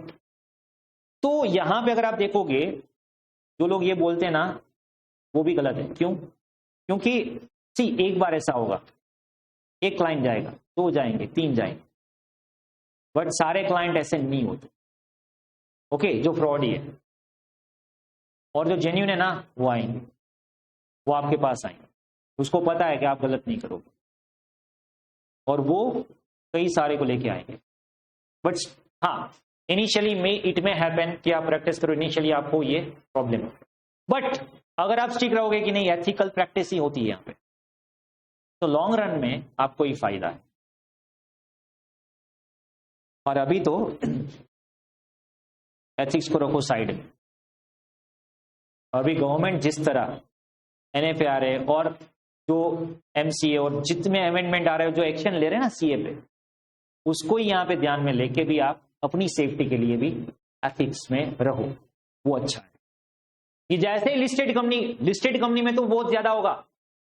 क्यों? क्योंकि अभी तक मैंने ये जो फॉर्म बताए हैं, ठीक है, इसमें अगर आप लिस्टेड कंपनी हो, अभी यहां पे तो आपको इतना ध्यान रखना है, क्योंकि लैक्स, और आप जिस कंपनी का ऑडिट करो उसका शेयर मार्केट में, और अगर उसने गलत किया तो कितने इन्वेस्टर्स हैं जिसके पैसे डूब जाएंगे। ओके, तो यहां पे तो आप बिल्कुल ही गलत नहीं कर सकते। और जहां जहां डिस्क्लोजर अच्छे से नहीं दिया, उन सभी को नोटिस जा रही है और बोल रहे हैं ये क्यों आपने नहीं चेक किया, ये क्यों नहीं चेक किया, ये क्यों एनेक्सर में नहीं बताया है। Okay, to be very much you can say careful. हाँ, अगर आप अपनी ड्यूटी, आपको पता है ना आपकी ड्यूटी क्या है एज एन ऑडिटर, ओके, बस उतना करना है, तो फिर आपको कोई वरी नहीं है। You need to remember only when you speak the truth. If you can say speak the lie. तो आपको याद रखना पड़ेगा कि आपने क्या बोला था। When you speak the truth, you are not supposed to remember anything, क्योंकि आप ट्रूथ ही बोल रहे हो। तो यहां पे आप अगर सही से रिपोर्ट दे रहे हो, then you need not to worry. सही से ऑडिट कर रहे हो, then you need not to worry. कितना भी कोई भी चेकिंग आ जाए, क्या फर्क पड़ता है, क्योंकि आपने तो सही किया, आपकी ड्यूटी में। Auditor should be independent of entity whose financial statements are subject to audit, so that he can form opinion without being affected by the influence. As I said, किसी के दबाव में नहीं आना है, इन्फ्लुएंस में नहीं आना है। Independence increases auditor's ability to act objectively without creeping it into any bias. Same words आ रहे हैं, बट फिर भी मैंने जो आपको बोला वो समझ में आ गया। अभी यहां पे देखिए वर्ड्स कौन से यूज हो रहे हैं। That's what the language play role in. एक एग्जांपल लेते हैं, चलो। Consider person who request his brother chartered accountant to audit. मतलब आपके ब्रदर का ही बिजनेस है, अभी वहां पे थोड़ी लिखोगे this does not give true and fair view, इस पे इनकम टैक्स रेट लगाओ, ऐसे तो बोल ही नहीं सकते। मतलब आप, हम नहीं बोल सकते ऐसे रेट लगाओ, ओके, बट आप रिपोर्ट में कुछ भी गलत लिखोगे ना, तो रिपोर्ट कहां पे जाने वाला है? डिपार्टमेंट के पास। तो हम डायरेक्टली तो नहीं बोलेंगे रेट लगाओ या सर्च करो या नोटिस भेजो, बट हमारा रिपोर्ट से वो ऑटोमेटिक हो जाएगा कि आपने रिपोर्ट में क्या लिखा है। और आपने लिख दिया गलत है, टैक्स नहीं भरते, ये नहीं करते, ये मेंटेन नहीं करते, वो नहीं करते, बात हो गई खत्म। आपके रिपोर्ट से ही डिपार्टमेंट चले जाएंगे, वहां पे बोलेंगे चलो इतना बताओ, आपके रिपोर्ट में ही लिखा हुआ है कि आप ये नहीं करते, वो नहीं करते। अभी आपका ब्रदर का है बिजनेस, नहीं करते फिर भी नहीं लिख सकते, नहीं करते, अरे ना तो उसी के साथ है। तो यहां पे his proprietary concern and issue report, can see audit concern with his brother is sole proprietor? No, he cannot. It is due to fact that there would be no independence in such a case due to relationship by birth between C and his brother. He would be subjected to influence. किसी भी influence में अगर आप report दोगे तो वो आपकी ethical duty breach हो जाएगी। और इसीलिए इंस्टीट्यूट ने क्या बताया है, आप ऐसे कोई भी ऑडिट एक्सेप्ट ही नहीं कर सकते। Okay, you can not do any such engagement, मतलब वो वाली एंगेजमेंट नहीं, ऑडिट में एंगेजमेंट वर्ड आता है, यहां पे एंगेजमेंट करेंगे, वो एंगेजमेंट नहीं। ऑडिट की भी एंगेजमेंट होती है क्लाइंट के साथ, ये क्लाइंट वाली एंगेजमेंट की बात हो। तो आप एंगेजमेंट एक्सेप्ट कर ही नहीं सकते जब तक आप इंडिपेंडेंट ना हो। अभी आप बोलोगे सर इंडिपेंडेंट मतलब हमने एक्सेप्ट तो कर लिया, हमें नहीं पता था इंडिपेंडेंट। अरे ये आपको नहीं पता होगा आप इंडिपेंडेंट नहीं रह सकते, that should be in your mind. आपको तो पता ही होगा, तो एक्सेप्ट करने से पहले आपको देखना था कि I can not be independent, तो I will not do an audit, simple. Okay, और दूसरी बात मैं आपको बता दूं, करना ही नहीं है ये बता दो कि नहीं करना है, फीस तो मिलने वाली वैसे भी नहीं है। रिलेटेड में पढ़ोगे तो फीस तो वैसे भी नहीं मिलने वाली है, तो क्यों कर रहे हो? मत करो, ठीक है। एक्सेप्ट एथिकली भी नहीं कर सकते और वैसे भी नहीं करना चाहिए। Take another case, CS invested shares in company. मान लीजिए आपने किसी कंपनी में शेयर में इन्वेस्ट किया और कंपनी ने बोला अभी आप घर के हो, ऑडिट कर दो आप ही, तो अभी मैं ही शेयर होल्डर और मैं ही ऑडिट कर रहा हूं, तो बीइंग ऑनर भले थोड़े पार्ट शेयर होल्ड कर रहा हूं मैं, बट वो कंपनी का मैं शेयर होल्डर हूं, तो मैं वो कंपनी का तो गलत नहीं लिखूंगा। क्यों? उल्टा सही लिखूंगा कि मेरे शेयर की प्राइस अप होनी चाहिए। तो मैं क्या करूंगा, बहुत अच्छी अच्छी बातें लिखूंगा, तो क्या होगा, शेयर मार्केट प्राइस अप हो जाएगी, फिर बेच दो। तो ऑडिट कर ही नहीं सकते, एक्सेप्ट ही नहीं कर सकते। कंपनीज एक्ट में डिस्क्वालीफाई कर दिया आपको कि अगर आप शेयर होल्डर हो तो उस कंपनी का आप ऑडिट नहीं कर सकते। You can not do an audit of company in which you are share. आप छोड़ो, आपके रिलेटिव शेयर होल्डर है तो भी नहीं कर सकते। आपकी वाइफ के शेयर है, वहां पे तो कुछ बोल ही नहीं सकते। वाइफ के शेयर है, वाइफ शेयर होल्डर हो, इसका ऑडिट कर रहे हो, मत करो। Okay, the answer is resounding no. तो वहां पे भी आप नहीं कर सकते, और वाइफ पे तो कभी ऑडिट करना ही नहीं चाहिए। करोगे तो बहुत प्रॉब्लम होगा, ठीक है। It is due to the fact that by holding shares of a company his own self interest get involve. यहां पे अगर आप देखोगे थ्रेड्स हैं, थ्रेड्स, ये सारे थ्रेड्स पहले तो फर्स्ट चैप्टर में आते थे ओल्ड सिलेबस में, बट क्योंकि एज आई सेड एथिक्स का पूरा टॉपिक जो है उसका चैप्टर नंबर 11 कर दिया, तो लास्ट में समझाएंगे कि कैसे कैसे थ्रेड्स हैं। सेल्फ इंटरेस्ट थ्रेट, ओके, फिर इंटिमिडेशन थ्रेट, ऐसे कई सारे थ्रेट्स हैं। Okay, his own money is invested in the company and he may not be able to judgement independently on FS. इसीलिए सबसे पहला ऑडिट में टर्म क्या है, audit is an independent examination of financial information. इतना समझ में आया? एक एक लाइन को समझा दी, एक भी नहीं, आधी लाइन, ठीक है। Of an entity profit oriented और not, irrespective of its size और लीगल फॉर्म। चाहे एंटिटी कोई भी हो, चाहे वो प्रॉफिट मेकिंग कंपनी हो, एनजीओ हो, ट्रस्ट हो, प्रोप्राइटरशिप हो, पार्टनरशिप हो, एलएलपी हो, प्राइवेट कंपनी हो, स्मॉल कंपनी हो, पब्लिक कंपनी हो, डोरमेंट कंपनी हो, कोई भी कंपनी, लिस्टेड हो, अनलिस्टेड, बड़ी कंपनी, छोटी कंपनी, मॉडरेट कंपनी, एसएमई या लार्ज, व्हाटएवर, कोई भी पर्सन हो, उसमें कोई फर्क नहीं पड़ेगा। मतलब आपके ऑब्जेक्टिव में कोई फर्क नहीं पड़ेगा, नो डाउट। चेकिंग में फर्क पड़ेगा, प्रोप्राइटर है, छोटी मोटी कंपनी है तो कम चेकिंग करोगे, रिलायंस कंपनी है टैक्स में चेकिंग होगा, दैट इज डिफरेंट मैटर।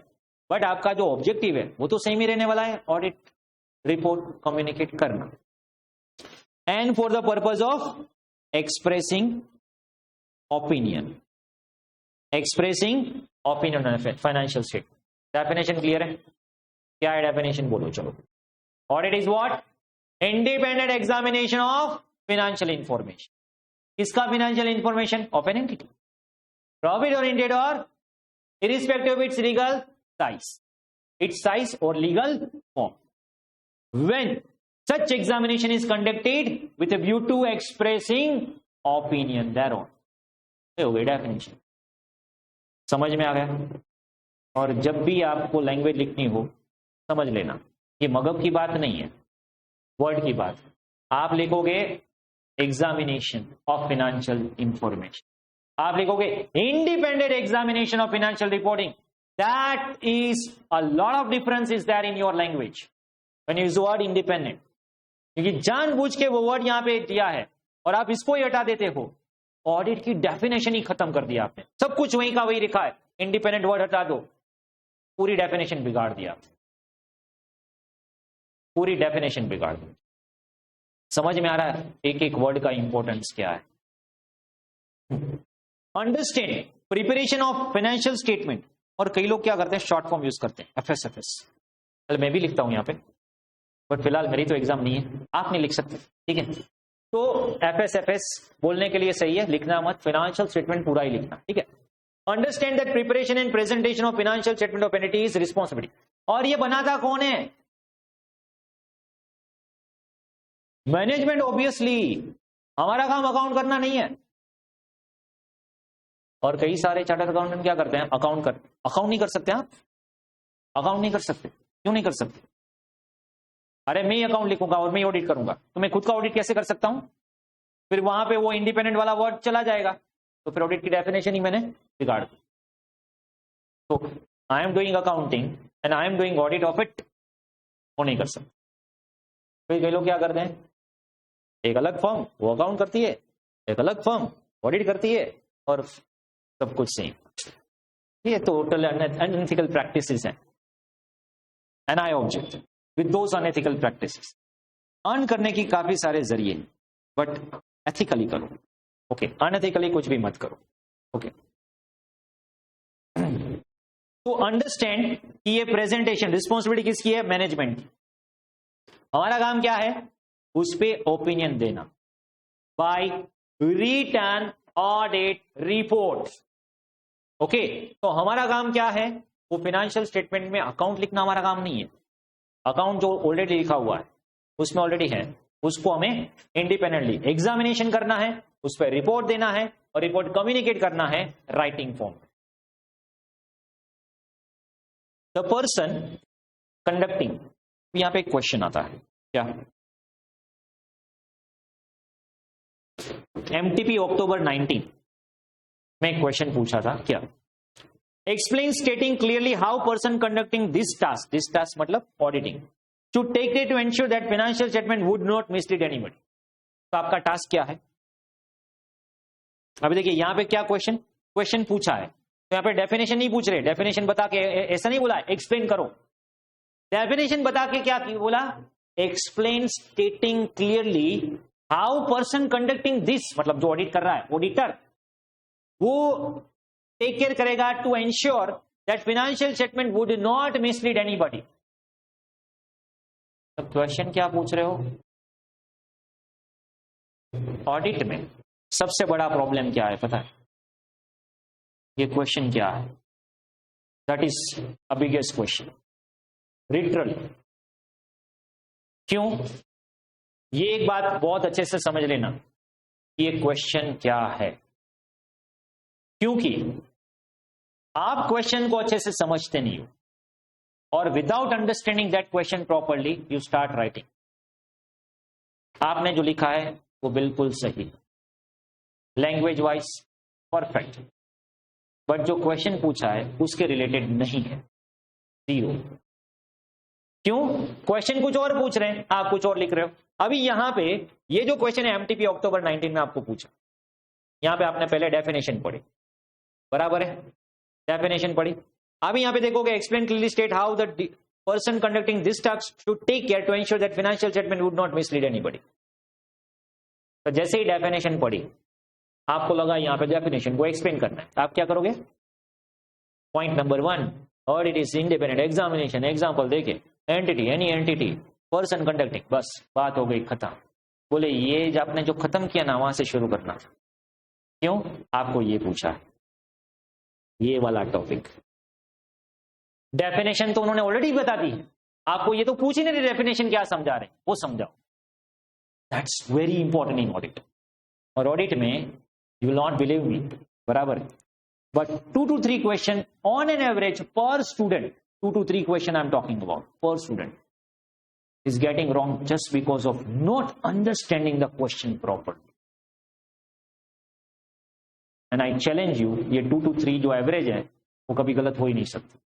जितने पेपर्स मंगवाए, ओके, जितने स्टूडेंट्स ने, वो मैंने एनालाइज किए हैं, और सभी में ऐसा होता है। क्वेश्चन कुछ और पूछा है, आओ पूरा जितना भी था ना, लेफ्ट साइड में, लेफ्ट में यहां पे ये 4 पॉइंट थे, एज इट इज डिट्टो मैंने आंसर दे दिया है। अभी तो पूरा मार्क्स आ ही जाए। पेपर मंगवाया, बोले 0, कैसे 0, क्वेश्चन कुछ और था, आपने कुछ और लिख दिया। और ये क्यों होता है, ये इसलिए होता है क्योंकि आप टॉपिक वाइज लर्न करते हो। कैसे लर्न करते हो, टॉपिक वाइज। अभी क्या है, यहां पे हेडिंग क्या होगा, ऑब्जेक्टिव, तो आपको ये पता है ऑब्जेक्टिव, आपको किसी ने प्रेम करके नहीं दिया ये क्वेश्चन का ये आंसर, ये क्वेश्चन का ये आंसर, तो आपको पता कैसे चलेगा। ज्यादातर स्टूडेंट क्या करते हैं, जो मॉड्यूल करते हैं, मॉड्यूल में क्वेश्चन लास्ट में दिया है, फिर लास्ट में देखे पैराग्राफ, ये पैराग्राफ, वो पैराग्राफ, वो, उसे कैसे पता चलेगा पैराग्राफ इसमें से कौन सा लेना है। तो you need to identify particularly कि ये क्वेश्चन का आंसर क्या है। तो जैसे मैंने आपको यहां पे बोला कि अगर आपको ये एमटीपी का क्वेश्चन पूछेंगे तो आपको क्या लिखना है, ये वाला, सिर्फ ये वाला, सिर्फ ये। आपने डेफिनेशन भी समझा दी ना, वो गलत है, जीरो। डेफिनेशन तो पूछ ही नहीं। समझ में आ रहा है क्या डिमांड कर रहे हैं और आप क्या दे रहे हो? Okay, don't become Hanuman ji. Okay, किस सेंस में बता रहा हूं? बोटे जड़ी बूटी लेके आओ, पूरा पहाड़ उठा के। ओके, तो आपको कुछ पूछा है तो आप क्या करोगे? अभी इसके आजू बाजू जो भी लिखा है सब बता दो। अभी उसको ढूंढना है जड़ी बूटी क्या। मुझे कुछ नहीं पता है जड़ी बूटी क्या है, मुझे ये पता है ये पहाड़ बोला था, पहाड़ पूरा उठा के ले आए। Are you getting this? तो आपको जो पर्टिकुलरली पूछा जाए सिर्फ उतना आंसर दो। ओके, क्योंकि आप आंसर सर्व करने बैठे हो, तो आपको जो भी पूछ रहे हैं उतना दे दो। अभी आपको पूछे स्वीट दे दो, ठीक है, कि गुलाब जामुन दे दो, तो बस जामुन देना, फिर पूरी डिश मत दो। Okay, the person conducting this process should perform his work with the knowledge of use of accounting statement and. और एक बात समझ लेना, आरटीपी के जितने भी क्वेश्चन है ना, ये आरटीपी के क्वेश्चन कैसे बनाते हैं पता है? जो आंसर में लिखा होगा ना, उसमें पैराग्राफ में कॉर्नर कॉर्नर में ऐसा ढूंढ ढूंढ के 2-3 स्टेटमेंट ढूंढेंगे और फिर वही स्टेटमेंट उठा के क्वेश्चन में रख देंगे। देखो, should take it particularly care ensure that nothing contain in statement will ordinary mislead anybody. आया ये सेंटेंस यहां से? इन्होंने क्या किया? डेफिनेशन दी और फिर क्या बोला? ये जो कर रहे हैं ना, ये डेफिनेशन में दिया, वो जो कर रहे हैं वो कैसे एंश्योर करेंगे, कैसे एंश्योर करेंगे दैट नथिंग कंटेन। तो ये आप ऐसे एंश्योर करो। हाँ, तो सीधे सीधे बोलो नहीं, यह पॉइंट पूछ रहे हैं, सीधा कहां आता है, पूछ रहे। तो हमें क्या करना है ऑडिट में, जिससे मिसलीड ना हो। आपको तो ऑडिट रिपोर्ट देना है, बट उसमें करोगे क्या? 1, account have been drawn up with reference to entries in books. Audit में करते क्या हो? वही तो अभी तो क्या है, नए सिलेबस के आने के बाद क्या हुआ है, दोनों सब्जेक्ट दोनों ग्रुप पास करने के बाद ही आप ऑडिट करोगे, मतलब प्रैक्टिकल आर्टिकलशिप में जाओगे। तो भी ये इसलिए कि आप अभी थ्योरी पढ़ के जाओ, और जब थ्योरी में फोकस है तब थ्योरी में फोकस रखो, स्टडी में फोकस रखो। आर्टिकलशिप आपको डिस्टर्ब नहीं करना चाहिए। बहुत बड़ा डिसीजन है और बहुत अच्छा डिसीजन कि कॉन्सेंट्रेट जहां पे हो उसका कॉन्सेंट्रेट करो।